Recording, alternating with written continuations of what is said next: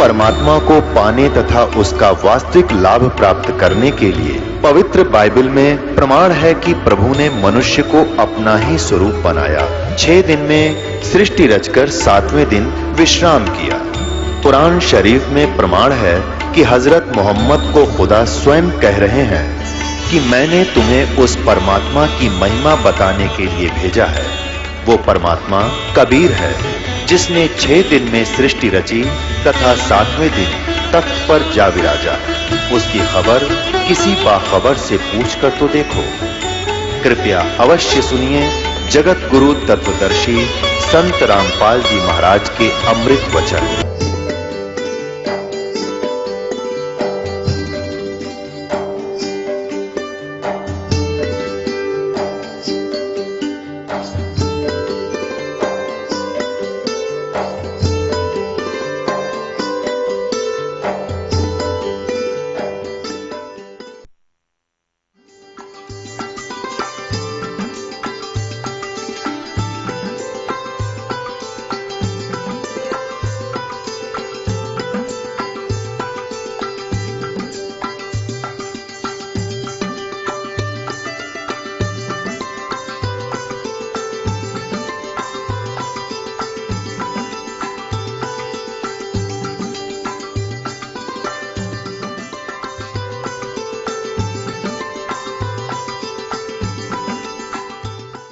जो गीता जी में way of worship नहीं है, वो शास्त्र विधि त्याग कर मनमाना आचरण है, वो हमने नहीं करना चाहिए, वो व्यर्थ है। फिर भगवान को पाना बहुत आसान। गीता जी में कहा कि मेरी भक्ति करनी है तो ओम इति एकाक्षरम ब्रह्म व्यवहारण माम अनुसमरण ये पर्याति तो जन्देहम सयाति परमाम गतिम 8वें अध्याय के 13वें श्लोक। मुझ ब्रह्म का केवल एक ओम मंत्र है, नथिंग एल्स। अंतिम सांस तक भक्ति करता हुआ जो शरीर छोड़कर जाता है सो याति परमाम गतिम, वो मेरे यानी ब्रह्म से मिलने वाली जो परम गति है उसको प्राप्त होता है। कहाँ ब्रह्म लोक में चला जाता है। और गीता ज्ञानदाता अपने विषय में कहता है 4थे अध्याय के 5वें और 9वें श्लोक में, दूसरे अध्याय के 12वें श्लोक में, 10वें अध्याय के दूसरे श्लोक में कि अर्जुन मेरे और तेरे बहुत जन्म हो चुके, तू नहीं जानता। इसे सिद्ध हो गया कि गीता ज्ञानदाता भी नाशवान है, जन्म मृत्यु होती है, तो इसके उपासक भी इस दीर्घ रोग से ग्रस्त रहेंगे, परम शांति हो ही नहीं सकती जब तक जन्म मृत्यु है। शाश्वत स्थान इसको मिला नहीं। तो 18वें अध्याय के 62वें श्लोक में इसलिए कहा कि तू सर्वभाव से उस परमेश्वर की शरण में जा, उसकी कृपा से ही तू परम शांति को और सनातन परम धाम को प्राप्त होगा। अब सनातन परम धाम जो सदा रहने वाला सतलोक को चला जाएगा, वहां परम शांति होगी। 8वें अध्याय के 5 और 7 श्लोक में कहता अर्जुन तो मेरी भक्ति कर मुझे प्राप्त होगा, पर युद्ध करना पड़ेगा, युद्ध भी कर। और युद्ध करने वाले को शांति कहाँ? तो ओम से शांति नहीं हो सकती। ओम का जाप ब्रह्म का, ब्रह्म कह रहा है मेरी प्राप्ति के लिए ओम जाप कर, युद्ध भी कर, करना ही पड़ेगा।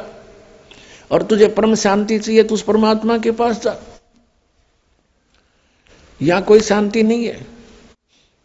उसके लिए क्या बताया 17वें अध्याय के 23वें श्लोक में कि ओम तत्सतिति निर्देश है ब्रह्मण त्रिविध समर्थ है। सच्चिदानंद घन ब्रह्म का केवल एक ओम तत्सत, ये 3 मंत्र का जाप है, नथिंग एल्स, और कुछ नहीं। यही निर्देश है, फाइनल फैसला है। और पुण्यात्मा ओम तो ब्रह्म का ये बिल्कुल ये तो स्पष्ट है, यही मंत्र है। और तत् और सत ये सांकेतिक हैं, गुप्त हैं, कोड वर्ड है, ये दास बता सकता है, इस पृथ्वी पर किसी के पास नहीं है। यदि कोई इस दास से ये सुनकर फिर आगे आप पे प्रभु पाक जाएगा, गुरु बन जाता है, नाम देता, वो अनधिकारी है, वो सबसे बड़ा शत्रु है आपका। क्योंकि एक छोटा सा लाइसेंस आप बनवाते हो, ड्राइविंग लाइसेंस या पासपोर्ट, वो भी नकली कोई बना देगा तो वहां पकड़ा जाएगा जहां पर उसकी आवश्यकता पड़ेगी, फिर उसमें बहुत देर हो चुकी होगी और सजा के पात्र भी होंगे, दोनों होंगे, बनाने वाला भी बनवाने वाला भी। तो ये ओम तत्सत ये 3 मंत्र अभी आपको बताया था 15वें अध्याय के 16 और 17 श्लोक में 3 पुरुष है, एक सरपुरुष, एक अक्षर पुरुष, एक परम अक्षर पुरुष। 8वें अध्याय के मंत्र 1 में अर्जुन ने पूछा कि हे प्रभु, आपने 7वें अध्याय के 29वें श्लोक में जिस तत्परम के विषय में कहा कि उसको जानने के बाद फिर तो जरा मरण से ही छूटने का प्रयत्न करते हैं साधक, यहाँ की किसी वस्तु नहीं मांगते। तो 8वें अध्याय के एक मंत्र में पूछा किम तत्ब्रह्म, 8वें अध्याय के 3रे श्लोक में कहा कि वो परम अक्षर ब्रह्म है। तो 15वें अध्याय के 17वें श्लोक में वो परम अक्षर ब्रह्म की तरफ संकेत है कि उत्तम पुरुष तू अन्य परमात्मा इति उदाहरते, ये लोग तरम अविषय विवर्ती अवैश्वर है। तो 3 पुरुष है, एक सरपुरुष, ओम तो सरपुरुष का नाम है, सरब्रह्म भी कहते हैं इसको, ज्योति निरंजन काल भी कहता है ये, और अक्षर पुरुष इसका ये तत्व मंत्र है, ये गुप्त है, ये दास बताएगा। और ये ओम और तत्व मिलकर 2 अक्षर का नाम बनता है, ये सतनाम कहलाता है। ये राधा स्वामी वालों की पुस्तक आपको दिखाई थी, वो सारवचन वार्तिक और शिवजाल जी के वचन थे, उसमें सतनाम का उन्हें पता नहीं, ये खान का है पीन का, ये कोई स्थान है या कोई भक्तिकरण का या कोई एंड बैंड बोल रहे सारी। तो वो कहाँ के सतलोक जाएंगे, वो उनके अनुयायी कहाँ आँख नीचे बैठे हैं उन अज्ञानियों के पीछे, भूल लगी है भारी और जीवन व्यर्थ हो रहा उन भोली आत्माओं का। तो गीता जी में जो लिखा उसके अतिरिक्त हम जो साधना करते हैं वो शास्त्र विधि त्याग कर मनमाना आचरण है, उससे कोई लाभ होना ही नहीं। तो उस परमात्मा को जिसको हम पाने का प्रयत्न करते रहे और उसने स्वयं ही आकर ये ज्ञान बताना पड़ा। यहां क्या बताते हैं कि सेवक हो के उतरे इस पृथ्वी के माही, जीव उदाहरण जगत गुरु बार बार बलि जाही। आदरणीय गरीबदास साहब जी कह रहे हैं कि उस परमात्मा के विषय में जो चारों वेद बताते हैं कि वो परमात्मा ऐसी लीला किया करता है और ये अज्ञानी लोग उनको समझ नहीं सके क्योंकि इनकी साधना शास्त्र अनुकूल नहीं थी। और वेदों में लिखा कि वो परमात्मा सतलोक से चलकर आता है और कवियों की तरह आचरण करता है और निराकार की तरह है वो, इनको निराकार निराकार कहने वाले। तो वेदों में जो ज्ञान है वो परमात्मा की महिमा लिखी हुई है और उन वेदों में लिखी वर्णित जो व्याख्यान है उनके ऊपर कबीर देव, कबीर साहब, काशी वाले, बनारस वाले ये ही खरे उतरते हैं। तो यही हमारे भगवान है। तो परमात्मा पाने में जरा सी भी देर नहीं होगी जब हमें ये विश्वास हो जाएगा कि ये परमात्मा है। सब वेद गवाही देते हैं, आंखों देखा संत गवाही देते हैं और ये है way of worship, nothing else. फिर हमारे पास शेष बचेगा क्या? शंका जो है इस जीव की सबसे बड़ी शत्रु है और जब तक शंका समाप्त नहीं होंगी भक्ति हम कर नहीं सकते, क्योंकि करते रहेंगे लेकिन बीच में कोई ना कोई आके आपको डिस्टर्ब कर सकता है कि ऐसा नहीं है, ये तो ऐसा है भगवान। आप जब शंका रहित नहीं हो तो उसकी मान लोगे। ऐसे हम अभी तक इन नकलियों के पीछे लगे रहे। किसी ने जरा सा कोई भिन्न सा ज्ञान सुनाया उसको छोड़ उसके पीछे, उसने जरा सा कुछ भिन्न ज्ञान सुनाया उसे छोड़ उसके पीछे और अपना जीवन नष्ट कर गए, क्योंकि इनको कोई ज्ञान नहीं था इन ऋषि महर्षियों को। अब परमात्मा पाने के लिए ये पता होना चाहिए कि हमारा कौन भगवान है और कहाँ प्रमाण है। अब ये सैकड़ों प्रमाण दास ने दे दिए। जिन महापुरुषों ने भगवान मिले उनने यही नाम जपे, 2 अक्षर का सतनाम, एक ओम, एक ये तत्व गुप्त है। जिनको मिल चुका है वो मंत्र उनको पता है सतनाम में दूसरा मंत्र कौन सा है। ये है 2 अक्षर का मंत्र और ये सतनाम है। राधा स्वामी वालों को सतनाम का कह भी नहीं पता, ये कहाँ मोक्ष होगा। इसी कारण से शिवजाल जी प्रेत बने और अपनी शिष्या बुक्की में बोल रहे हैं वो, पुण्यात्माओं को आँख खोलो, इतना विद्वान पुरुष आज परमात्मा ने ऐसी बुद्धि दे रखी आपको, क्या क्या बना लिए हैं, हवाई जहाज बना लिए, इंटरनेट बना लिए, कंप्यूटर बना लिए। जो बनाना था वो अभी शुरू भी ना किया है। हमने केवल इस मनुष्य जीवन से ये डले नहीं डोने थे, हमने मोक्ष कराना था और उसकी बहुत आसान तरीका, कोई विशेष इसमें कार्य नहीं, काम भी करते रहो, चलते फिरते उठते बैठते इस मंत्र का जाप करना है, नथिंग एल्स, बकवाद त्यागनी है। तो यहाँ क्या बताते हैं कि उस परमात्मा के विषय में अब आंखों देखा वो संत जिनको भगवान मिले वो क्या कह रहे हैं सेवक हो के उतरे, सेवक हो के उतरे, ऊपर ते आए नीचे उतरे। इस पृथ्वी के माही जीव उदाहरण जगत गुरु, बार बार बलि जाही। ऋग्वेद मंडल नंबर 9 सूक्त 86 के मंत्र 26-27 में, ऋग्वेद मंडल नंबर 9 सूक्त 82 के मंत्र 1, 2, 3 में, ऋग्वेद मंडल नंबर 9 सूक्त 20 मंत्र 1 में, ऋग्वेद मंडल नंबर 9 सूक्त 1 मंत्र 8-9 में, ऋग्वेद मंडल नंबर 9 सूक्त 96 और मंत्र 16 से 20 में है, और भी अनेक स्थानों पे।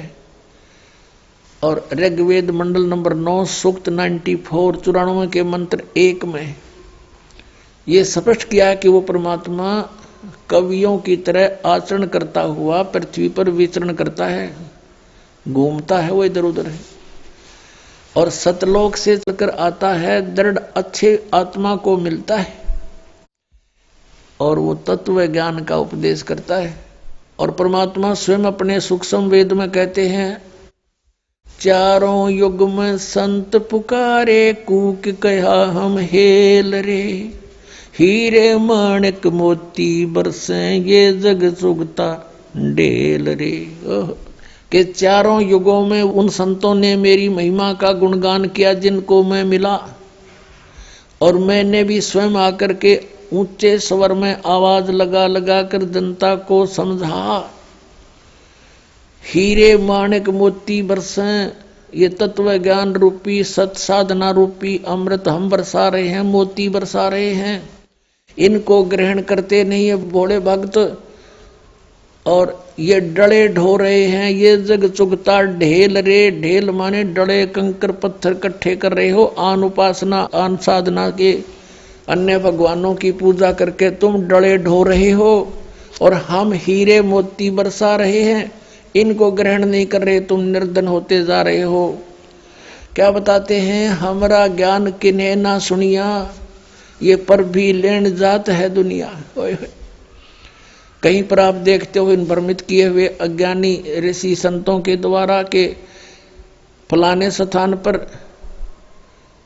कुंभ का पर्व होगा, वहां पर भी लगेगी, पर भी वो है इनकी 1 घंटा 1.5 घंटा स्नान का समय निर्धारित करते हैं किसी सरोवर तालाब या दरिया में, कि उसमें जो स्नान कर लेगा उसका बेड़ा पार हो जाएगा। ये कर रखा है ना ऐसा जुल्म।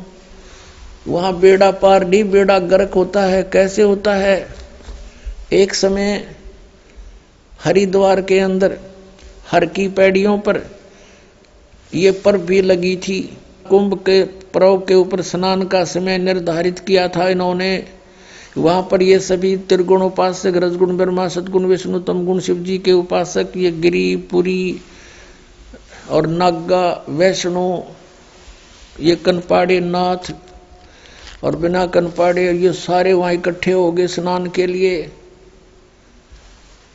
स्नान करने का जब समय आया, वहां क्या होता है, गिरी अलग ग्रुप में, पुरी अपने न्यारे ग्रुप में, नागा अलग से इकट्ठे हो जाते हैं, वैष्णो अलग से इकट्ठे हो जाते हैं। वहां से फिर स्नान करने के लिए चलते हैं अपने अपने मुखिया के पीछे। सबसे पहले नागा चले गए ऊपर भी नहाने के लिए, पर भी लेन मोक्ष प्राप्ति के लिए बेड़ा पार कराने गए थे नागा। सबसे पहले हर की पैड़ियों पर खड़े हो गए स्नान करने के लिए। पीछे से आगे ये सतगुण विष्णु जी के उपासक वैष्णो साधु आए। उन्होंने कहा, अरे नागाओ, पहले हम स्नान करेंगे, हम सर्वश्रेष्ठ हैं, तुम बाहर आओ, अभी स्नान नहीं करना तुमने। वो तैयारी पकड़ रहे थे स्नान करने की।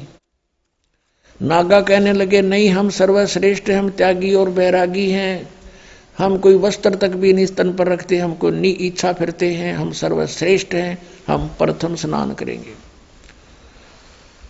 अब वैष्णो साधुओं ने कहा कि तुम बाहर आ जाओ नागो, तुम काहे के श्रेष्ठ हो, तुम नहाते ना धोते, राख लपेटे फिरते हो, सरड फड़ तुम टट्टी के हाथ भी नहीं धोते, और तुम काहे के श्रेष्ठ हो, बाहर आओ, हम प्रथम स्नान करेंगे। इस बात का दुख माना उन्होंने, नागाओं ने, और दोनों आपस में झगड़ा शुरू हो गया। वैष्णव साधुओं का, सतगुण विष्णु के उपासकों का, और तमगुण शिव जी के उपासक नागाओं का आपस में लठ बाज गया, झगड़ा हो गया।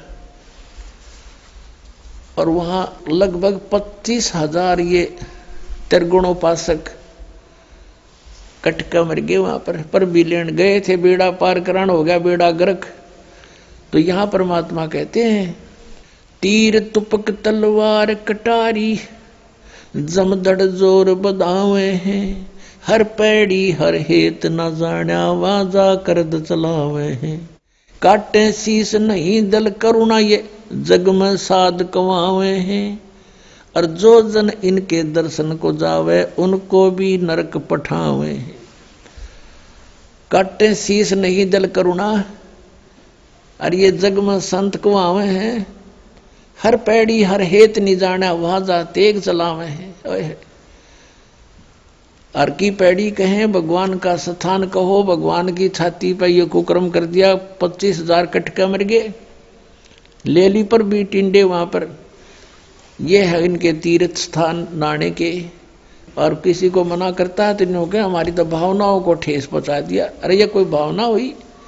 अब जैसे कोई बालक, कोई बिजली का तार टूटा पड़ा है, उसमें स्पार्किंग हो रही है, बच्चा उसको आतिशबाजी जानकर पकड़ने जा रहा है, और कोई बुद्धिमान व्यक्ति उसको देख रहा है, उसको भागकर उठाकर उस बच्चे को उसकी जान बचा देता है। बच्चा रोता है क्योंकि उसकी भावनाओं को ठेस पहुंचा है। वो तो उसको पकड़ना चाहता था और उसको पता था उस बद्दर पुरुष को कि ये मर जाएगा, तो उसकी भावनाओं को वहां ठेस पहुंचाना अनिवार्य था।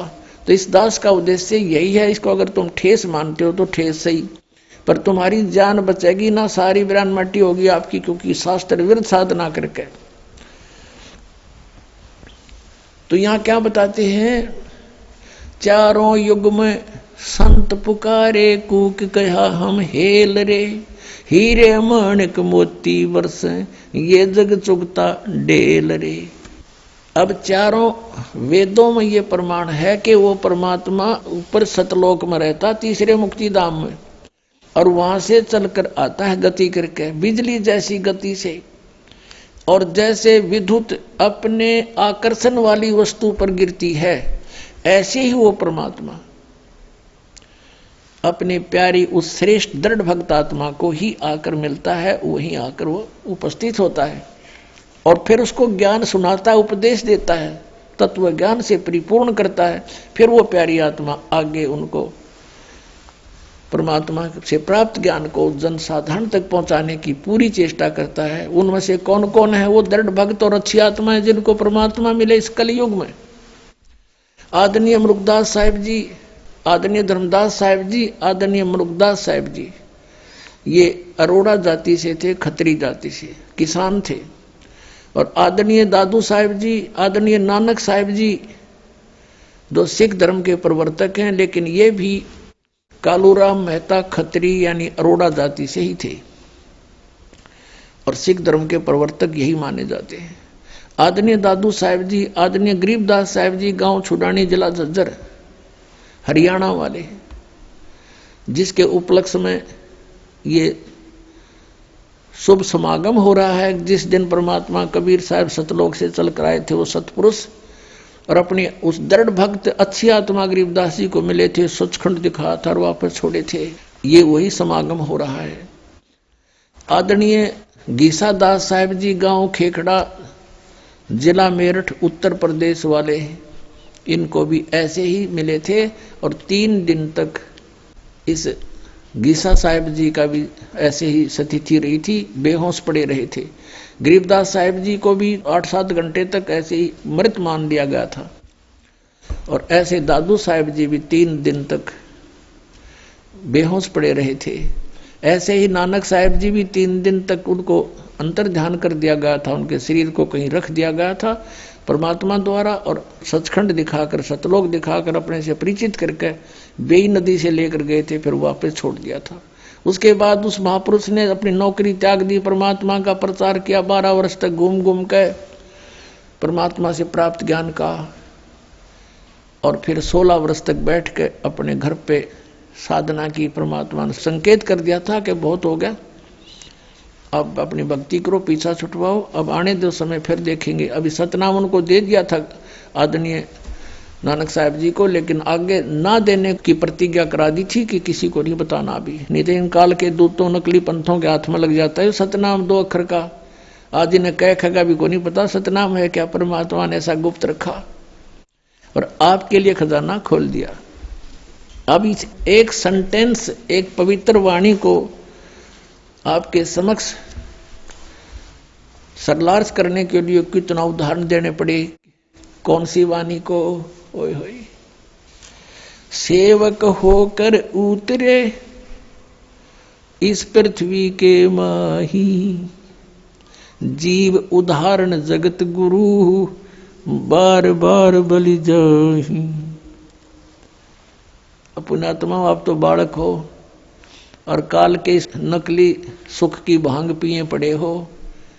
जिसका बालक बिगड़ जा, निकम्मा हो जा, शराब स्वरूप पी के किसी गिरा पड़ा हो, तो पिता को माता को पता लग जाए, दौड़े जाया करें, उसने लाओगे, उठा समझा बुझा के नवावा धोआएंगे, उसको कोई ऐसी औषधि देंगे जिससे उसकी शराब उतर जा, क्योंकि वो उसके हमदर्द है। तो हम सभी काल की भांग पिए पड़े हैं। कबीर साहब कहते हैं, कबीर ये माया अटपटी और सब घट आन अड़ी, किस किस न समझाऊं या कुआ भांग पड़ी। सब एक प्रकार की बातें बोलते हैं, इनमें माया दिखाई देती है और कुछ भी ना दिखता। इनको मालूम है कि वो व्यक्ति करोड़पति था, 1 सेकंड में मृत्यु होगी। अब कहाँ गया वो करोड़पता, उसके साथ कहाँ गई वो माया। सर्व सोने की लंका थी वह रावण से रणधीरम, एक पलक में राज विराजी फिर जम के पड़े जंजीरम। परमात्मा कहते हैं, भक्ति ना क्या होता है, ये भ्रम रहा संसार। एक रति कंचन पाया नहीं रावण चलती बार, रतन एक रति कंचन 1 ग्राम गोल्ड भी नहीं प्राप्त कर सका, सारी सोने की लंका बना रखी थी, जाते समय कुछ नहीं लेकर जा सका।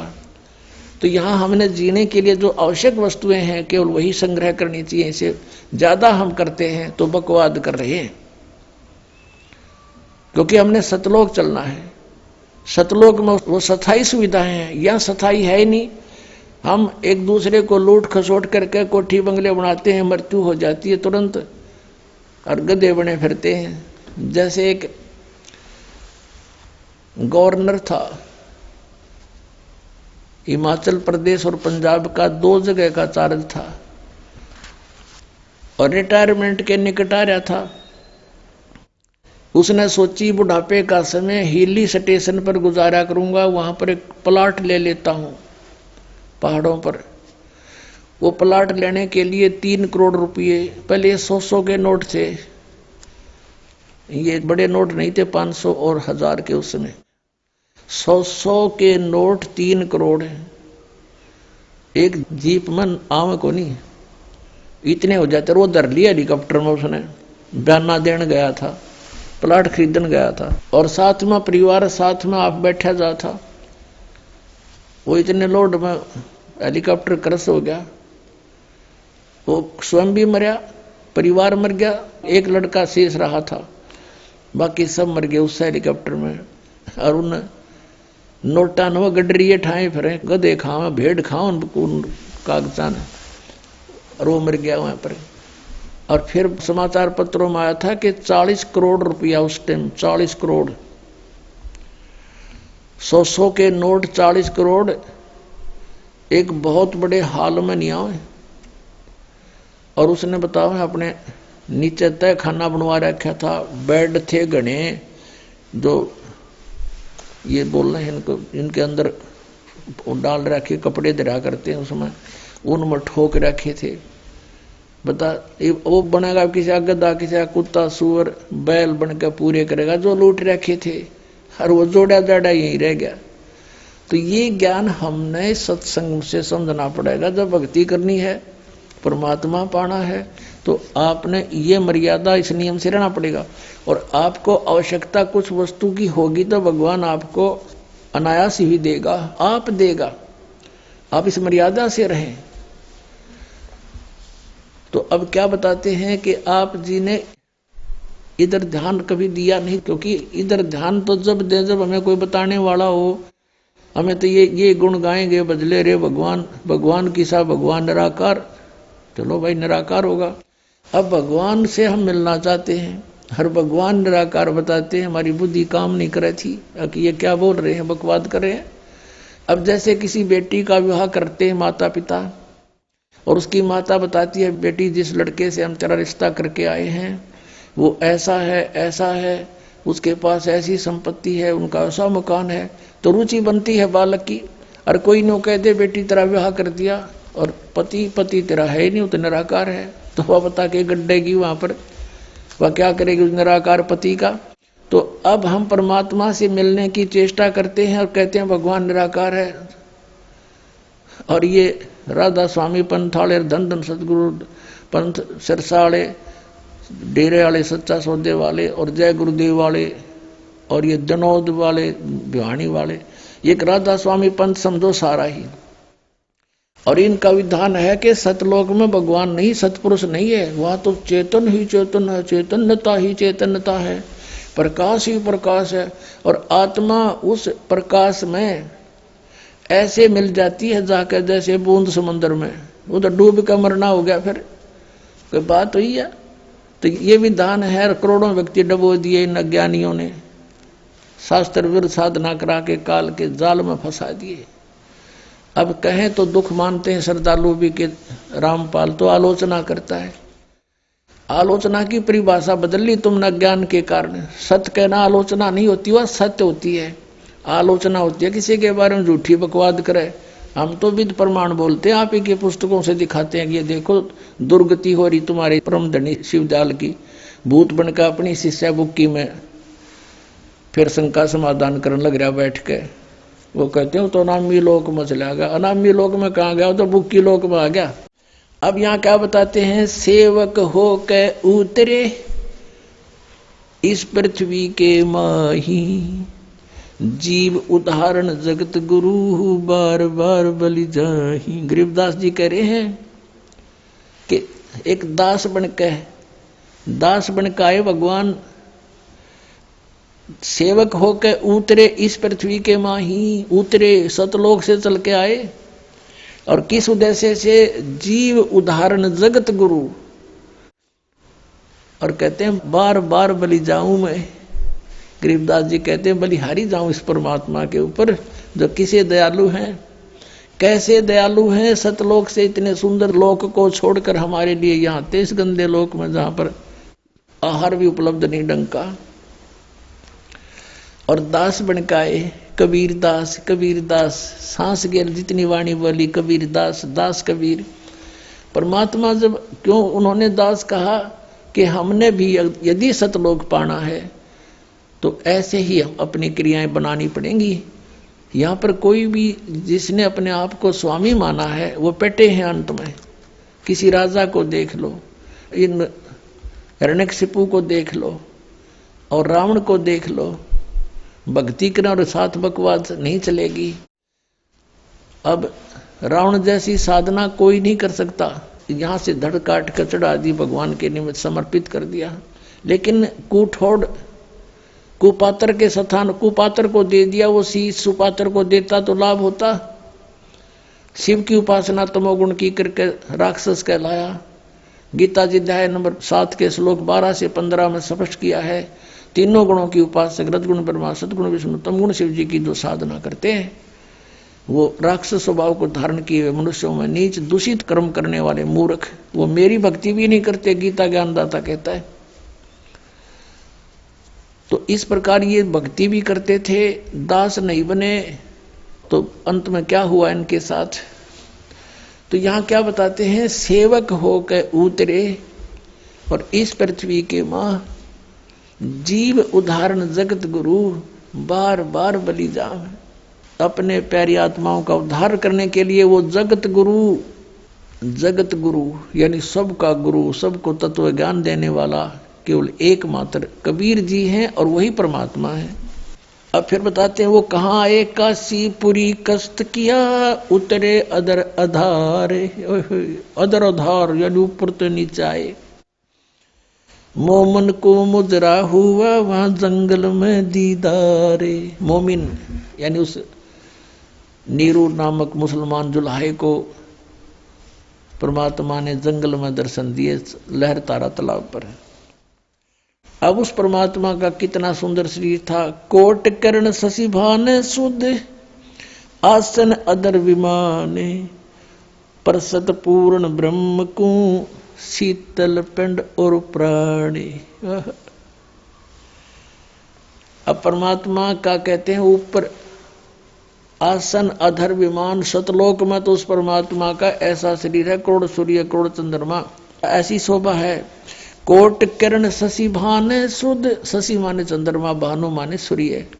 कोट किरण शशि भाने सुध वो आसन अधर विमाने। और वही परमात्मा फिर कहते हैं बालक रूप में, परसत पूर्ण ब्रह्म को शीतल पिंड और प्राण।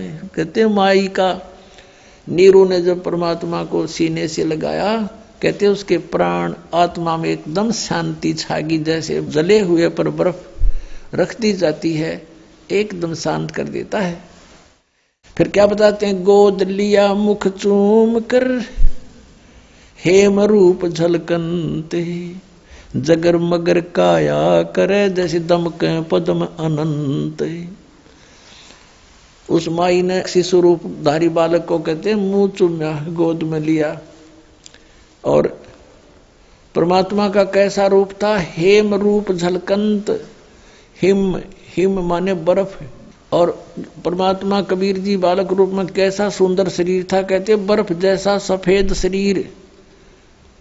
जैसे कोई कपड़ा लेने जाते थे ना दुकान पर, तो यूं कहा करते भाई स्नो व्हाइट कलर देना। स्नो व्हाइट माने बर्फ जैसी सफेदी वाला।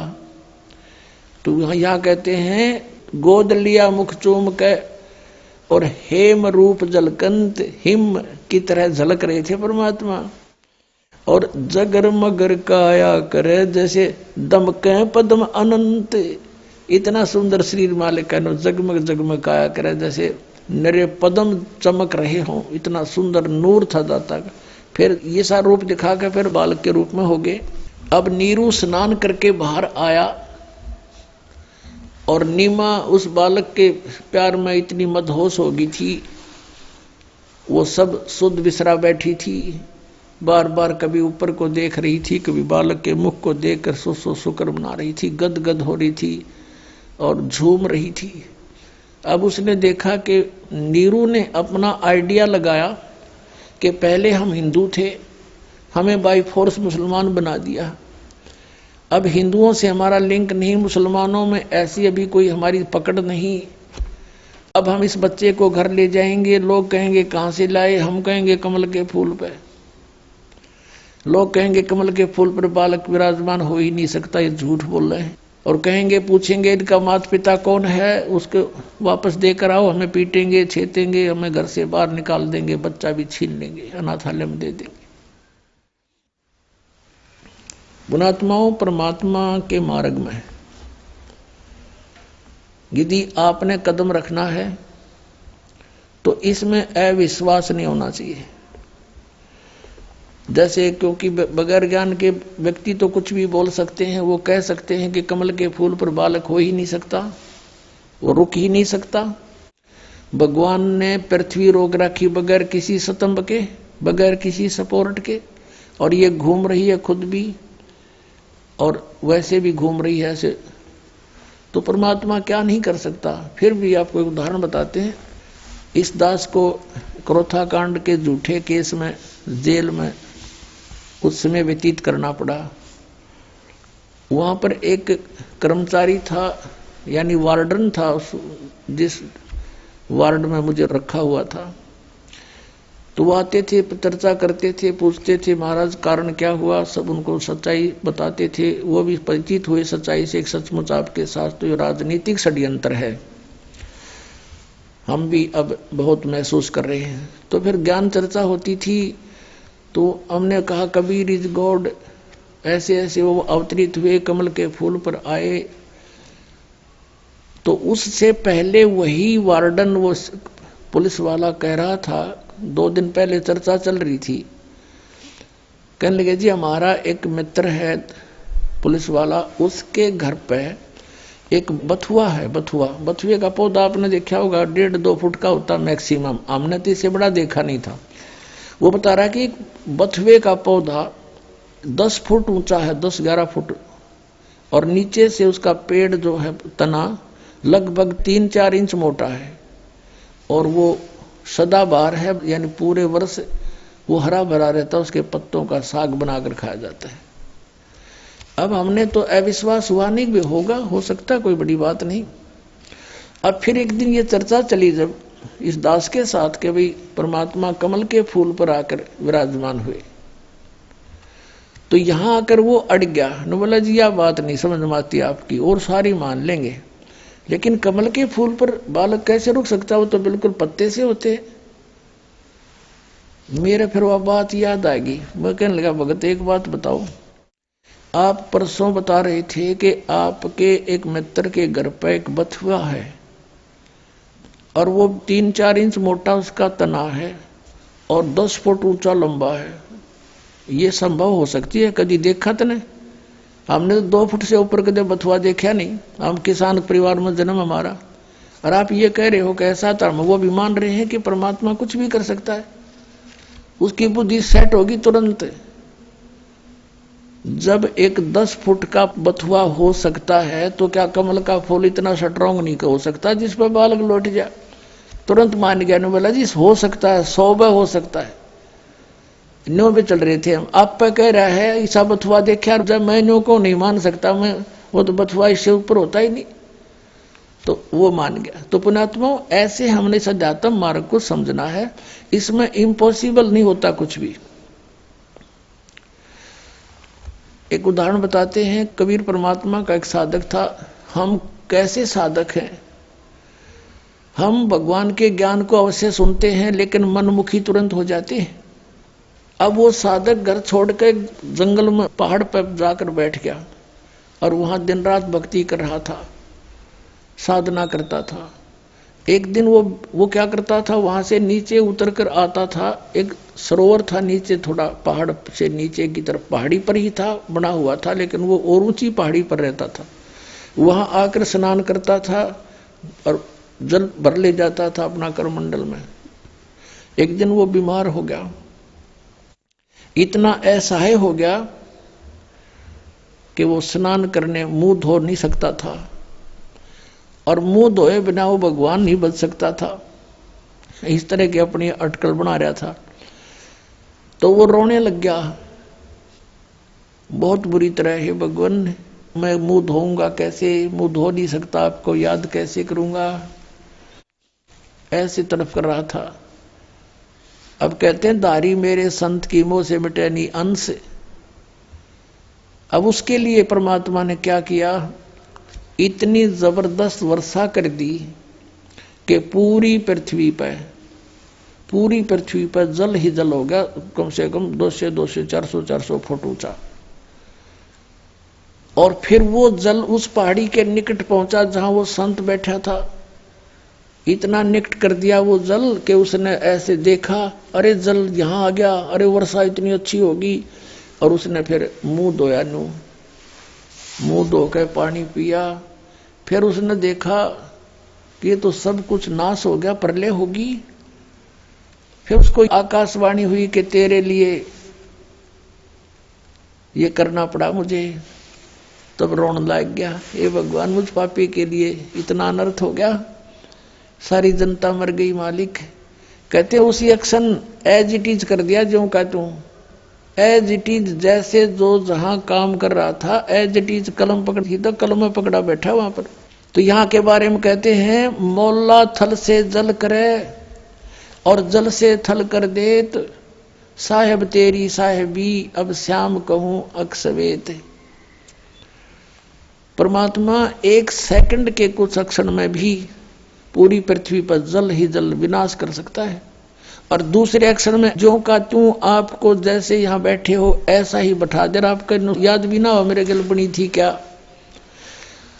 इतना सामर्थ्य परमात्मा में है। और हम इन अनाड़ियों के कारण, अज्ञानता के कारण शास्त्र साधना करने के कारण परमेश्वरीय लाभ से वंचित रहने से हम ये सोच बैठे हैं ऐसा नहीं हो सकता, ऐसा नहीं हो सकता। और ये अगर मगर जो है ये हमारे भक्ति मार्ग को समझने में बहुत बड़ी बाधा है। परमात्मा के मार्ग में कभी भी अविश्वास नहीं होना चाहिए। एक कथा सुनाता हूं। इस दास को जब तक ये ज्ञान नहीं प्राप्त हुआ था तब ऐसे ही कोई जैसा भी कोई ज्ञान देता उसको उसका सच्चाई लगता था हमें। हमारे घर पे हमारे किराए के ऊपर एक आर्य समाज का एक व्यक्ति रहता था। वो टीचर था, वो शास्त्री बताता था अपने आप को और बहुत अच्छी नेक आत्मा था, बोलन बतलाने का स्वभाव ठीक था उसका। तो फिर मुझे उपदेश प्राप्त हो गया। पहले जब हम चर्चा करते थे उससे तो वो कुछ भी कह देता था, उसकी बात को मानते थे। वो महर्षि दयानंद का पुजारी था। जब दास को ये ज्ञान हुआ सन 1988 में नाम प्राप्त हुआ,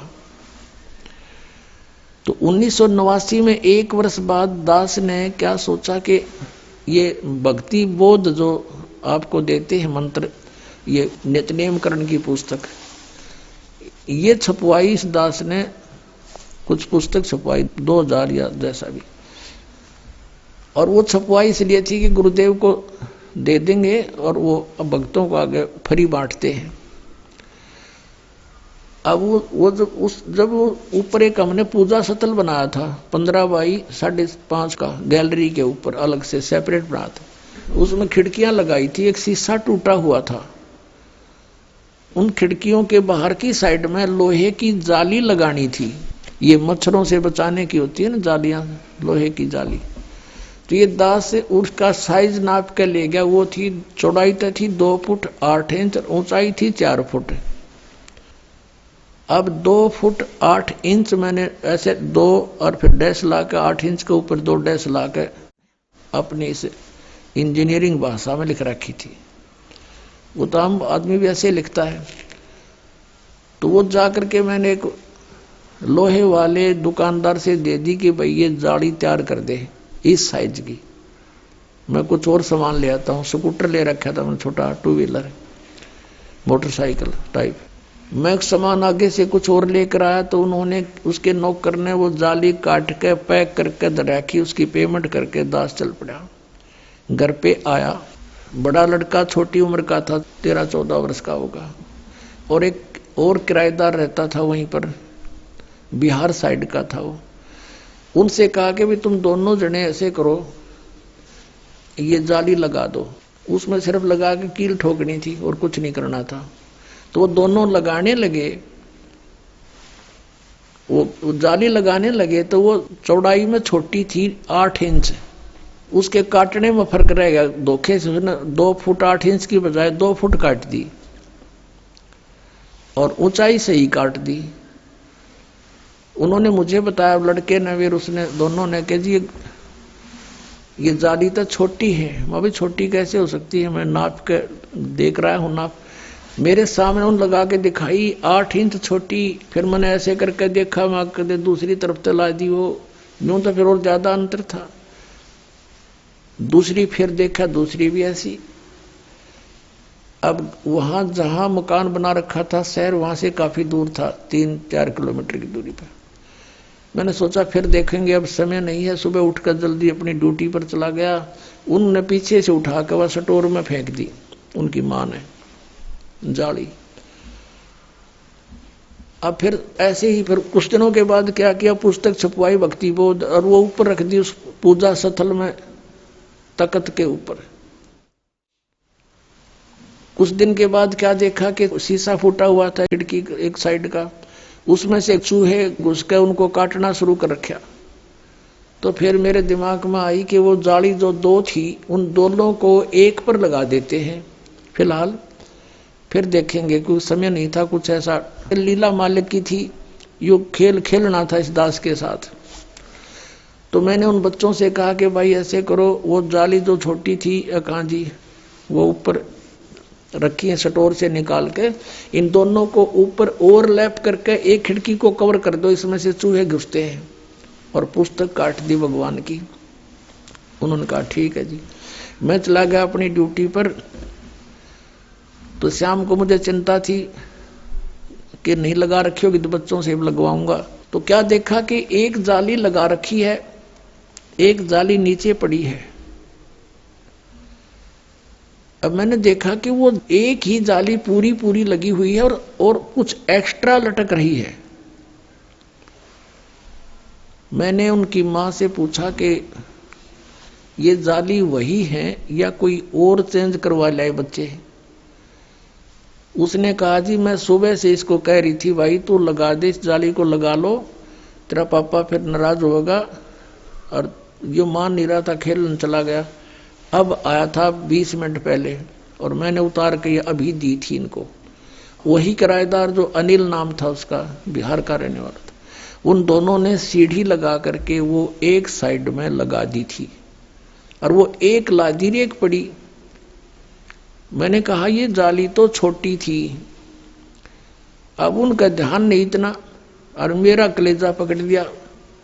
मैंने कहा बच्चा कहाँ है? वो बुलाया, दोनों इकट्ठे करे कि भी साची बताओ। मैंने लड़के से कहा मेरे सिर पर हाथ रख के और कबीर साहब की कसम खा बेटा कि तू और नहीं लाई जाली। अगर नहीं पापा अभी मेरी मान उतार के नीचे डाली है। अरे ने पूछ लो, अभी लगाई हमने। फिर मैं उनको याद दिलाया कि ये छोटी थी जब तुम पहले लगा रहे थे, साल भर पहले, 8-9 महीने पहले। कहा ये छोटी थी, बिल्कुल छोटी। दोनों को याद आ गया। अरे ये कैसे पूरी होगी कि हमने नहीं पता। एक ये पड़ी, उनको जंग लगा हुआ थोड़ा थोड़ा। एक रेनी सीजन ऊपर का उतर गया था उसका, वर्षा का मौसम भी ऊपर का उतर चुका था। पुण्यात्माओं वो दिन है राज, ये दृढ़ हो गया इस दास को कि परमात्मा जो चाहे सो कर सकता है। हमने सुना था द्रौपदी का चीर बढ़ा दिया, परमात्मा ने दास की लोहे की जाली बढ़ा दी।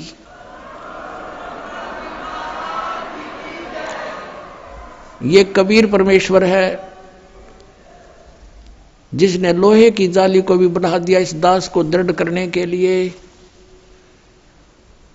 अब दूसरी फिर उठाकर देखी, दूसरे पर लगाई हुआ, उस पर पूरी आ गई। पूरी के बाद भी 6 इंच एक्स्ट्रा नो लटक रही है। अभी तक थी वो, अब तो पता नहीं उतार दी होगी। ये सन 1989-90 की बात है। अब पुण्यात्माओं उस दिन के बाद इस दास का जीवन बदल गया कि परमात्मा जो चाहे सो कर सकता है। अब उसके बाद उस आर्य समाज के उस दयानंद के चेले तो बात हुई, शास्त्री था वो। मैंने ये सोचा कि देख कितना अच्छी आत्मा का आदमी हर कित फंस रहा है। उससे जब चर्चा होती थी पहले कि द्रौपदी का चीर बढ़ा दिया, हम तो भगवान कृष्ण ने मानना थे, श्री कृष्ण ने बढ़ा दिया, तो वो कहा करता कि ये सब बकवाद हैं, ये कभी हो सकता है? अब बढ़ा के दिखाओ कोई मुझे। वो तो वैसे श्री कृष्ण तगड़े थे, सूरवीर थे, जाकर धमका दिया होगा, खबरदार छोड़ दो इस लड़की ने, चीर बढ़ा करें कदे। तो हम ये भी मान लेते मतलब ऐसा हो गया होगा पहले। और जिस दिन से ये मालिक ने यह दया बख्शी, हम कैसे माने उस मूर्ख की इस बात को? तो फिर मैंने ये सोचा कि इसको समझाऊं अच्छी आत्मा का, शायद ये बात मान ले। क्योंकि पहले वो हर तरह एक बिल्कुल अच्छा आदमी लग गया था, बोलन में, बतलान में, विनम्र भाव में, और अच्छी सुलझी हुई बात किया करता था। मैंने सोचा कि इसका कल्याण हो जाए, बता दूं। मैंने उसको प्रार्थना की, अपने वहां बुलाया, अलग बैठक थी, और उसे चर्चा की, क्या आप मानते हो कि द्रौपदी का चीर बढ़ा दिया था भगवान ने? बोला नहीं, ये कैसी बातें करते हो आप, ये हो ही नहीं सकता। मैंने कहा जी देखो, वो तो चलो पुरानी बात होली, हुआ या ना हुआ, लेकिन मेरे सामने हो गया, ये मेरी लोहे की जाली बढ़ गई और 8 और 6 14 इंच बढ़ गई है लोहे की जाली। ने बोला मैं नहीं मानता। मैंने उनकी बच्चों की माँ बुला ली, वो दोनों बच्चे बुला लिए कि बताओ भाई कैसे हुआ। उन्होंने सारी बता दी, सच्चाई ऐसे हुआ। ने बोला मैं नहीं मानता, अब करके दिखाओ। अब बता भाई कौन समझाओ सनाडी ने। मैं चुप हो गया। मैं तो दिमाग, और लाल आंख होगी कोती, कहते इतना शरीफ दिखा था, और कोती बहुत ज्यादा यानी क्रोधित सा हो गया। हमने सोचा भाई क्यों लड़ पड़ेगा, चुप हो गया मैं नहीं बोला। फिर मैं इस बुद्धू ने भी क्या बताऊंगा। हम 4-5 जने गवाही दे रहे हैं, एक उस अज्ञानी महर्षि की बात पड़ा बैठा है। उसने ये देखा कि भाई ये कुछ महसूस कर गया, बोला नहीं। मैं बोला नहीं, फिर क्या बोलूं, पसूत है। मैं चुप हो गया। उसने सोचा भाई जैसा भी उसके मन में आया, फिर वो बोला देखो आप इंजीनियर हो, एजुकेटेड हो, कोई मूर्खों को तो बहका भी दे, ऐसी बातें कर दे, आप कैसी बातें कर रहे हो। देखो मैं बताता हूं महर्षि कैसे होते हैं। एक बार महर्षि दानंद योग अभ्यास कर रहा था एक बंद कमरे में, आसन पद्म लगा के, और वो जमीन से ऐसे उठता था और छत के सिर लगा के वापस आ जाता था। ऐसे कर रहा था। रसोईया गया भोजन के लिए प्रार्थना करने, उसने झांकी से देखा, खिड़की से देखा, महर्षि दानंद ऐसे जा रहा था, ऊपर छत के सिर लगा के वापस आ रहा था। उसने औरों को बुलाकर दिखाया, देखा ऐसे होते महर्षि। मैं बोला झूठ, कति झूठ, तू करके देखा।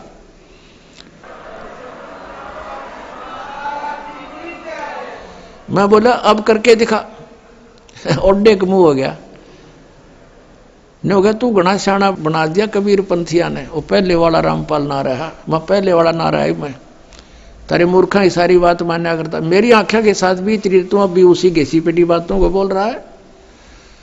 तो पुण्यात्मा परमात्मा के मार्ग में अविश्वास नहीं होना चाहिए। एक 2 साधक थे, एक 40 वर्ष से साधना कर रहा था, बड़ी बड़ी दाढ़ी बढ़ा रखी, बैठक पति परमात्मा प्राप्त दिखाई देता। एक 4 वर्ष से साधना प्रारंभ की थी, नौजवान बच्चा था। एक देवदूत आता था भगवान के दरबार से, उन दोनों से मिलता था, घंटों भगवान की बातें चर्चा करके दोनों से। वो रहते थे अलग अलग, एक इधर एक दूसरी पश्चिम में, एक पूर्व में, गांव के नगर के। दोनों के पास चर्चा करके जाता था। एक दिन उस देवदूत ने भगवान से कहा, भगवान विष्णु से, कि भगवान आपके 2 भक्त बड़े अटल हैं, आपके ऊपर पूरा विश्वास करते हैं। विष्णु जी ने देखा, ध्यान दृष्टि से कहा कि नहीं, उनमें से एक भक्त है, एक भक्त नहीं है, वो ढोंग कर रहा है। तो देवदूत ने कहा कि भगवान वो होगा जो अभी 4 वर्ष से लगा है, कि नहीं, जो बहुत पुराना लगा हुआ है वो भक्त नहीं है, वो विश्वासी नहीं है। देवदूत को ये समस्या आ गई कि शायद भगवान ने समझा नहीं होगा ढंग से। कहने लगा जी इधर पूर्व की साइड में बैठा है ना, वो दाढ़ी बड़ी बढ़ रही है, बड़ा वो है, 40 वर्ष से लगा हुआ, आपका पक्का भगत है। कहने लगा वही तो भगत नहीं है, भगवान बोले।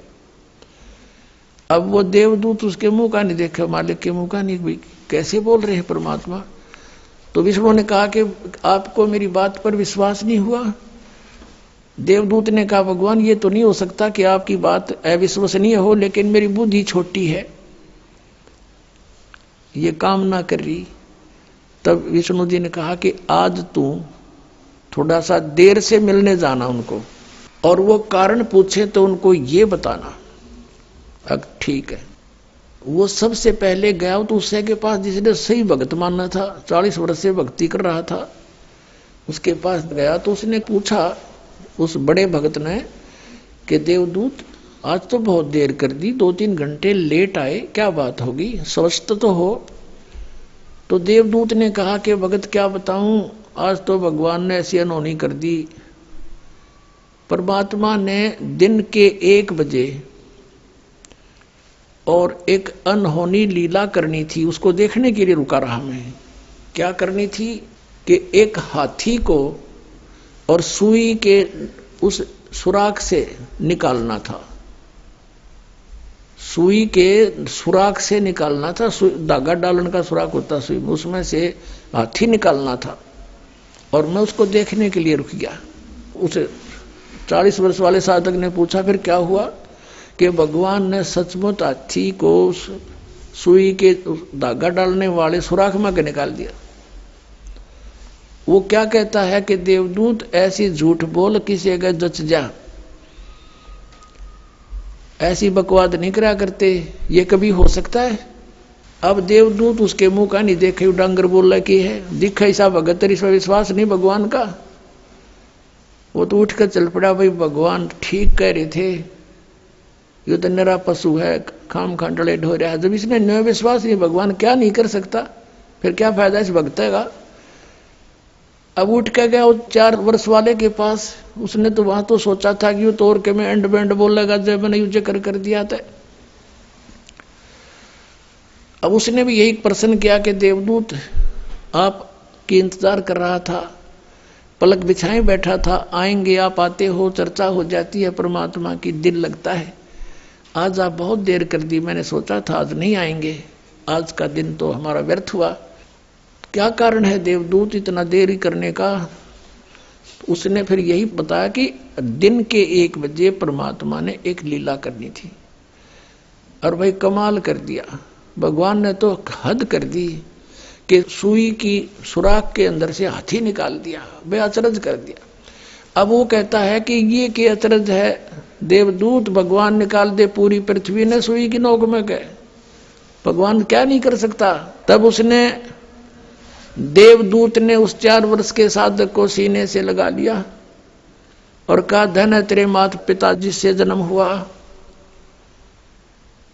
तू है भाई सच्चा भगत, भगवान ठीक कह रहे थे, तू 1 नंबर का भगत है। जिसमें विश्वास नहीं भगवान का, और परमात्मा भी कहते हैं क्या हुआ भक्ति करने जब मन में नहीं विश्वास, क्या फायदा उस भक्ति का। परमात्मा जो चाहे सो कर ही, सतगुरु जो चाहे सो कर ही, 14 कोट दूत जम डर ही, ऊत भूत जम त्रास निवार है, और चित्रगुप्त के कागज पाड़े। बोलो सतगुरुदेव।